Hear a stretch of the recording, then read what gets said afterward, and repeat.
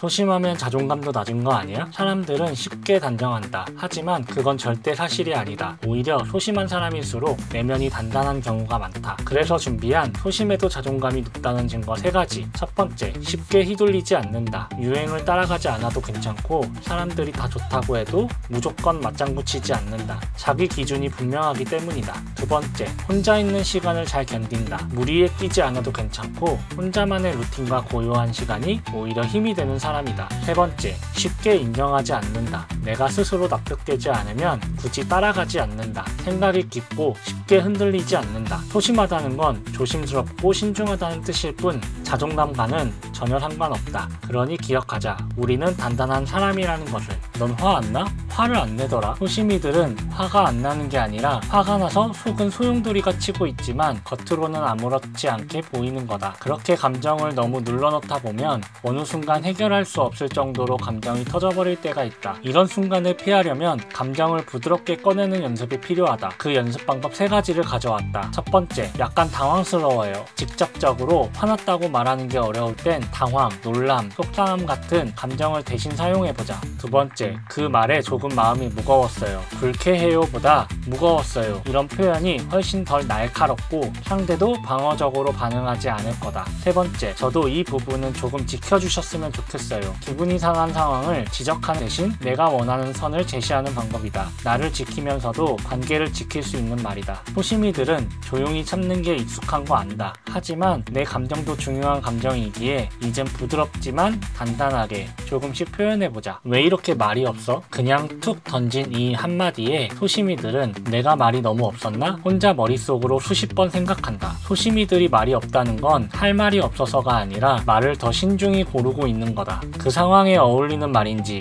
상대가 불편하진 않은지 상처 주진 않을지 계속 생각하기 때문이다. 혹시 저런 이야기를 들었다면 이렇게 이야기해보자. 첫 번째, 제가 듣는 걸 좋아해서요. 말을 많이 안 해도 상대의 이야기를 잘 듣고 있다는 신호가 된다.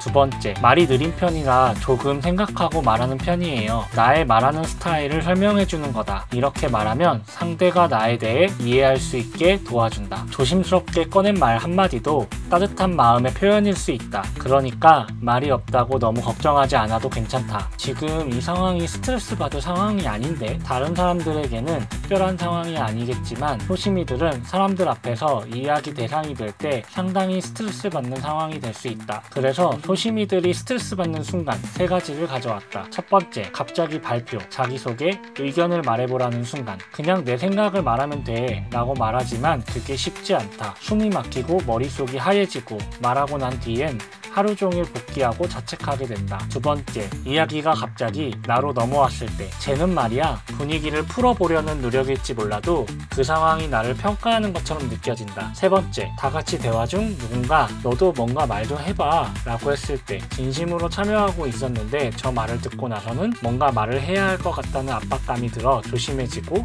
오히려 모임에 집중하지 못하게 된다. 소심한 사람은 말하지 않는 게 아니라 이야기를 들으며 더 집중하고 있을 수 있다. 그러니 오해하지 말자. 소심한 사람이 용기 내 전하는 소심한 이야기, 소심한 용기.